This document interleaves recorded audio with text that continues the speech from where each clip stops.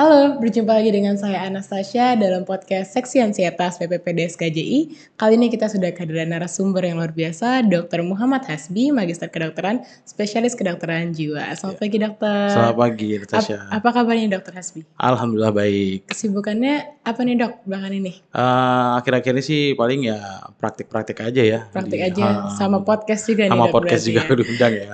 Oke, dokter. Nah, hari ini kita akan bahas topik yang lumayan menarik nih, dok. Pengaruh emosi terhadap memori dan proses pembelajaran. Oke. Ini sangat bisa diaplikasikan nih oleh teman-teman yang menonton podcast, terutama kalau misalnya masih sekolah ataupun lagi bekerja ya, dokter ya. Iya. Oke, kita langsung aja nih, dokter, mulai diskusinya.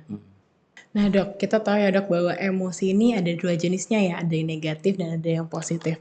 Iya. Dan gimana sih, dok, emosi positif itu seperti kebahagiaan dapat mempengaruhi retensi memori jangka panjang seseorang?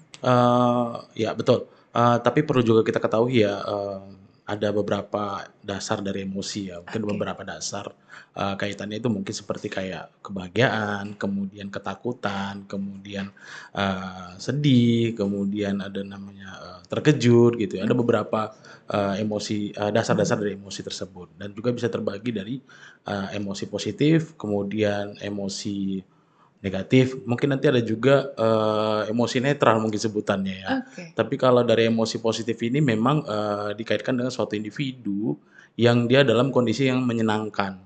Jadi sehingga ketika ada informasi ataupun materi ataupun ya mungkin hal-hal yang baik yang dia terima itu sangat bisa diserap oleh pikirannya gitu sehingga dia bisa juga mengingatnya untuk di memori jangka panjang. Nah, di situ hubungannya sangat signifikan tentunya gitu loh, dokter. Oke, berarti ternyata kalau kita memiliki emosi yang positif, ternyata pengaruhnya juga terhadap ingatan, Iya, menjadi ingatan yang iya. jangka panjang gitu ya, Betul, dok ya. betul.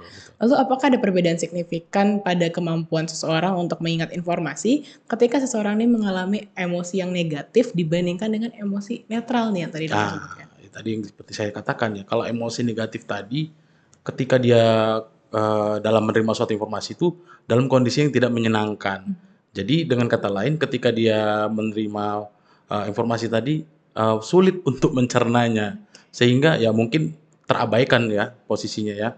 Sama mungkin kita lagi sedih itu ada orang ngasih tahu antar matiin lampu gitu ya atau nanti tolong cuci piring.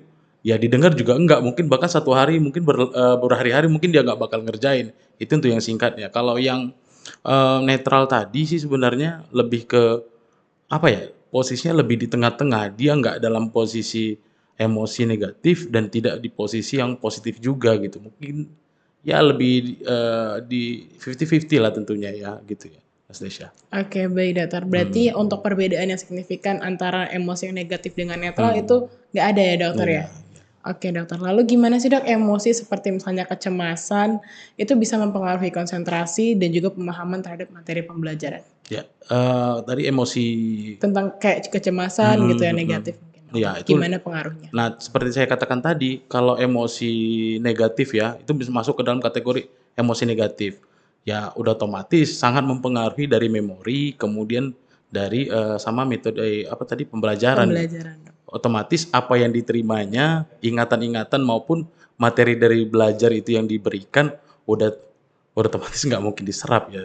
Itu sangat mempengaruhi tentunya gitu. Soalnya seperti emosi negatif ini udah nggak bisa, dia aja nggak bisa menerima gitu ya, Betul, dok. Gimana betul. mau mempelajari Iya. atau ya menerapkan bahkan gitu ya, dok ya. Karena kan dia dari kecemasan pengontrolan dirinya nggak ada gitu. Oke. Sehingga untuk masuk saja yang mungkin dengan info baru dia pasti nolak. Nolak gitu ya, dok. Iya. Oke. Lalu apakah ada hubungannya nih, dok, antara tingkat emosi yang dialami selama proses pembelajaran dengan kemampuan mengingat materi tersebut di masa depannya? Sangat mempengaruhi ya. Karena yang memori jarak dekat aja atau short term memory itu juga berpengaruh gitu ya. Jadi apalagi memori yang akan datang gitu kan, sangat berpengaruh sehingga banyak kekurangan yang terjadi gitu. Oke, dokter. Jadi bahkan kalau misalnya dia di saat itu tingkat emosinya lagi positif, itu juga bisa mempengaruhi, dokter? Iya betul, mempengaruhi. Jadi lebih baik dia dalam menerima suatu informasi tadi gitu. Oke, berarti kira-kira, seberapa pengaruh sih, Dok, kayak kondisi lingkungan untuk apakah ada pengaruhnya gitu, Dok, kondisi lingkungan itu terhadap kondisi emosi seseorang yang nantinya mempengaruhi proses pembelajarannya dia gitu? Sangat mempengaruhi. Makanya didukung oleh lingkungan tadi, bagaimana, melihat situasinya. Misalnya, lingkungan yang melihat, "Oh, ini, seseorang ini dalam kondisi apa sih? Senang atau lagi sedih," contohnya. Oke. Mungkin kalau senang otomatis kita pasti nggak mungkin dong memberikan, support-support yang sedih, begitu juga sebaliknya kan. Kalau dia dalam kondisi sedih nggak mungkin dong kita memberikan, apa namanya, info-info atau bahasan yang sedih juga, malah bikin Makin down. down, nah itu. Oke, Dokter. Lalu ada nggak sih, Dok, teknik-teknik pembelajaran yang bisa, membantu pengelolaan emosi sehingga nantinya efektivitas belajar itu atau memahami sesuatu semakin meningkat? Gitu. Ada beberapa mungkin yang bisa dilakukan. Yang pertama itu, dalam teknik pembelajaran itu kan, dia bisa melakukan ungkapkan, respons, kemudian peduli, kemudian tunjukkan rasa kasih sayangnya. Kemudian juga dia harus melihat, bagaimana kayak misalnya dalam teknik pembelajaran seorang siswa itu harus siap dalam, berkompetisi ya, terus bisa juga bersosialisasi maupun berinteraksi. Kemudian kita juga harus bisa menunjukkan ataupun memberikan rasa empati, kemudian memberikan rasa percaya diri, dan juga yang terakhir itu kita harus bisa memberikan dan menjelaskan bagaimana cara dalam mengelola emosi pada saat terjadi, gitu Oke. loh. Jadi mungkin pada anak-anak atau siswa gitu ya, ketika emosinya sedih ataupun dia lagi marah gitu ya, harus ngapain sih saya gitu? Apakah harus gebrak-gebrak meja gitu ya? Atau mungkin kondisi senang, apakah dia harus tertawa sampai terbahak-bahak gitu ya? Nah itu kan dia harus bisa mengelola itu. Nah mungkin dalam teknik pembelajaran mungkin apalagi tentunya di sekolah gitu ya, dibimbing oleh guru-guru gitu ya, Oke. dijelasin, "Oh seharusnya begini nih." Jadi jauh-jauh lebih tertib tentunya gitu. Oke, berarti sebenarnya ada faktor yang penting ya, Dok, di mana anak-anak nih harus mempelajari manajemen Iya emosi iya sedini mungkin gitu iya, ya, Dok, ya? betul betul. Berarti, Dok, ada nggak sih, Dok, faktor peran sosial misalnya seperti orang tua ataupun sekolah dalam, membantu untuk manajemen emosi anak supaya nantinya efektivitas belajarnya lebih tinggi gitu loh? Ada, dan memang sebenarnya, kalau kita tanya ke siswa, memang peran selain dari di sekolah, di keluarga Rumah. juga sangat-sangat penting tentunya. Jadi kan anak itu kan cerminan dari keluarga. Benar. Berarti kalau kita lihat dia seperti itu berarti dari keluarga, oh berarti ini cermin dari keluarga nih, berarti orang tuanya begitu gitu ya. Berarti di rumah seperti itu gitu Heeh. ya, Dokter? Oke, Dokter. Ada tips nggak sih, Dok, buat orang-orang tua gitu di rumah, gimana sih supaya bisa melatih memberikan edukasi tentang emosi kepada anak supaya nantinya proses pembelajarannya, Mhm. memori dia semakin baik gitu, Dokter? Mungkin, dari awal sih sebenarnya saya mungkin lebih nyaranin ke, apa ya, teknik 18-21 mungkin ya. Oke. 18-21 tuh dari jam 6 sore sampai jam 9 malam gitu. Diharapkan memang di waktu-waktu itu para orang tua ini bisa berbaur, bisa bergabung dengan mereka gitu. Ya mungkin momennya nggak lama kali, 3 jam mungkin 3 kurang jam ya, lebih ya, Dok, ya? Tasya ya. Dia bisa apa deh, bisa semua dilakukan.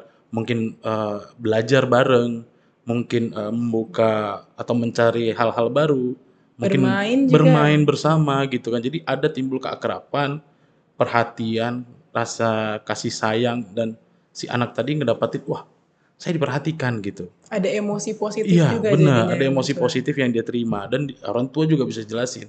Misalnya ada kesalahan itu tadi, "Wah, ternyata dia marah nih," dia banting-banting ya, Mmm. berarti mungkin tantrum gitu. Tapi kan kalau dia sudah paham, orang tua bakal jelasin, "Kalau kamu marah, kamu bisa kasih tahu rasa tidak senang kamu, tanpa harus dengan, suara keras mungkin ya, mungkin bisa katakan, 'Oh, ini tidak baik,' tanpa harus mungkin menangis kali gitu ya." Dia bisa kasih menjelaskan dan berani untuk, memberitahu begitu. Oke, tadi Mhm. ada yang poin yang bagus ya teknik 18-21 tadi Iya ya, iya, Dokter, ya, di betul. mana orang tua ini berperan aktif Iya untuk, memberikan edukasi, iya bonding juga iya, ya, Dokter, bonding bonding, dengan anaknya. mhm. Oke, Dok, lalu gimana sih, Dok, peran emosi dalam teori pembelajaran konstruktivistik?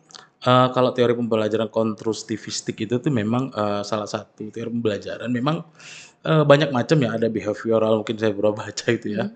Jadi, kalau yang khusus untuk teori pembelajaran ini, agak lain sih memang sebenarnya, lebih, apa ya, lebih luas gitu ya, lebih kalau dari segi kelebihannya memang, murid itu dapat mengeksplor dirinya, mendapat ide-ide, kemudian apa namanya, wawasan ataupun materi-materi pembelajaran dia lebih luas gitu ya. Kemudian eh, mampu dalam mengambil keputusan tuh cepat gitu ya. Oke. Karena dia bebas gitu. Oke. Kamu mau mencari sesuatu materi itu gampang. Nah, kalau dari segi kelemahannya sih memang malah apa ya, guru itu jadi sulit untuk apa nama itu, membuat ruang sendiri karena kan dia murid itu lebih gampang untuk mengeksplor terlalu jauh gitu. Karena Oke. jadi guru itu Membuat batasan gitu ya? batasan betul. Jadi terlalu luas gitu. Ya Oke. ada plus minus sih sebenarnya. Jadi dan juga guru jadi hubungannya ke emosi, guru itu jadi nggak bisa melihat ini anak nih dalam kondisi apa gitu ya. Oke. Nah, di situ yang mempengaruhi jadinya gitu. Oke, Gitu. dokter.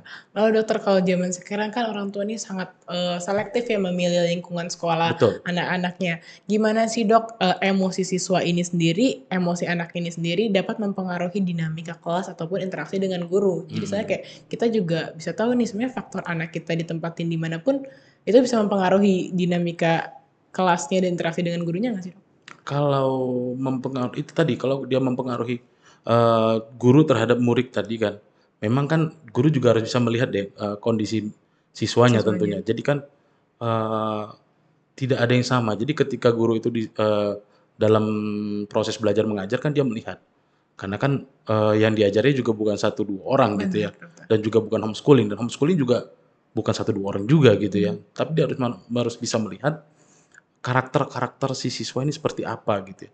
Oh ini nih ketika dia sudah memberikan materi secara global, ada kesimpulan yang bisa diambil gitu. Berarti kan harus ada namanya review ya, Oke. lihat diserap atau diterima mereka apa enggak sih gitu ya. Nah mungkin ada pengulangan itu tadi, biasanya kita dulu sekolah ada ulangan atau Remedial gitu ya remedial dok? ataupun latihan lah gitu. Oke. Apa yang disampaikan diserap nggak sama mereka atau berapa Oke, persen sih? review ya. Iya, apa bisa berapa persen sih yang bisa mereka serap dari apa yang udah disampaikan oleh guru Gurunya. gitu. Benar. Harus bisa diperhatikan sih sebenarnya. Oke dokter, berarti dari sini bisa kita simpulkan bahwa faktornya tuh banyak ya dokter Banyak, yang banyak, banyak. mempengaruhi emosi dengan Emosi, tingkat pelajaran itu pelajaran, sendiri dari orang tua, dari guru, lingkungan, ya, ya. dan lingkungan. Mm-mm. Oke dokter, kira-kira ada nggak yang mau dokter sampaikan nih dok kepada orang tua mungkin ataupun juga orang-orang terkait dengan pengaruh emosi ini terhadap memori dan pembelajaran Ya, sendiri? mungkin tadi sudah saya sampaikan juga, yang terpenting berilah perhatian, kasih sayang kepada anak kita.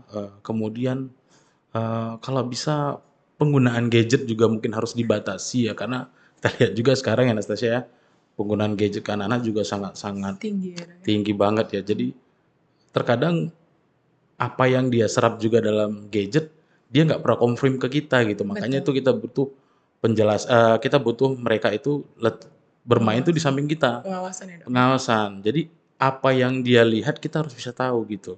Bukan mungkin lebih kesannya seperti protektif ya, tapi kita harus bisa kasih penjelasan. Kalau dia main game boleh, tapi kita lihat gamenya bagaimana. Apakah game ini untuk edukasi, untuk apakah mungkin dia mungkin belum bicara, kita kasih gamenya mungkin tidak terlalu banyak interaksi, Stimulasi gitu ya? betul, tidak terlalu banyak interaktif. Ya mungkin dia lebih banyak diam gitu kan.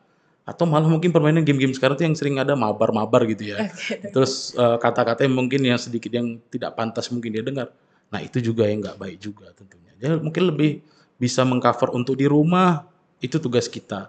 Tapi ketika mungkin di sekolah mungkin kita bisa percayakan pada guru-gurunya. Tapi pun ya kita juga nggak boleh apa ya, wah Lepas tangan lepas gitu. tangan. Tetap juga bagian dari kita intinya. Karena kan dia sekolah mungkin berapa jam di sekolah, mungkin lebih banyak sama kita gitu. Terkadang orang-orang tua ini ketika dia menyekolahkan anaknya, wah ini anak saya ini harus kalian bentuk gitu ya, main lepas aja gitu. Padahal tidak kan. Benar dokter. Karena selain di sekolah, dia juga ada di lingkungan lain, Di rumah ya dok? di rumah atau dia di luar mungkin dia ada les tambahan. Kan dia Oh, iya. berjumpa dengan teman-teman dia yang lain.